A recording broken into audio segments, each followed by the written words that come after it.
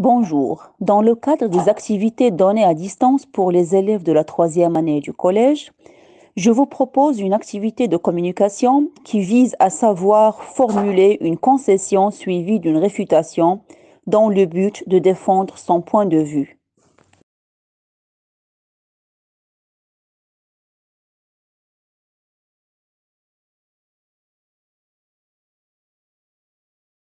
Tout d'abord, nous allons définir la situation de communication de cet énoncé en se posant les questions suivantes.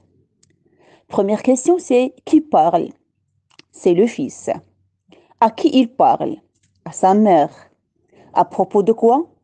Bien sûr, à propos du confinement pendant l'épidémie du coronavirus. Allons maintenant découvrir le point de vue de chacun. Pour le fils, il voit que le fait de rester à la maison est un acte ennuyeux. Quant à la mère, rester à la maison est le seul moyen pour stopper la propagation du virus.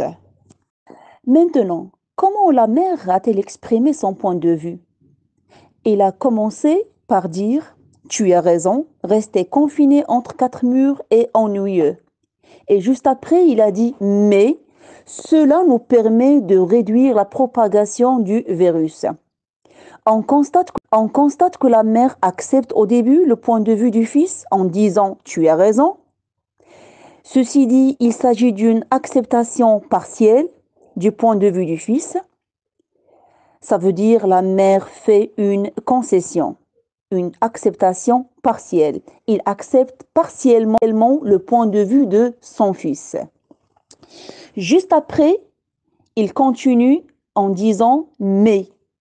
Ceci dit que la mère s'oppose en exprimant son point de vue personnel. Cette opposition constitue ce qu'on appelle une réfutation. Alors, je récapitule. Au début, il a exprimé un point de vue partiel. Il a accepté partiellement le point de vue de son fils en disant: tu as raison. Et juste après, il a enchaîné en disant: mais, ceci dit que elle aussi, il a son propre point de vue. Cette opposition, comme je viens de dire, constitue ce qu'on appelle une réfutation. Alors, nous concluons que la mère raisonne par concession. Ça veut dire, il accepte partiellement le point de vue du fils, puis la réfute en exprimant son propre point de vue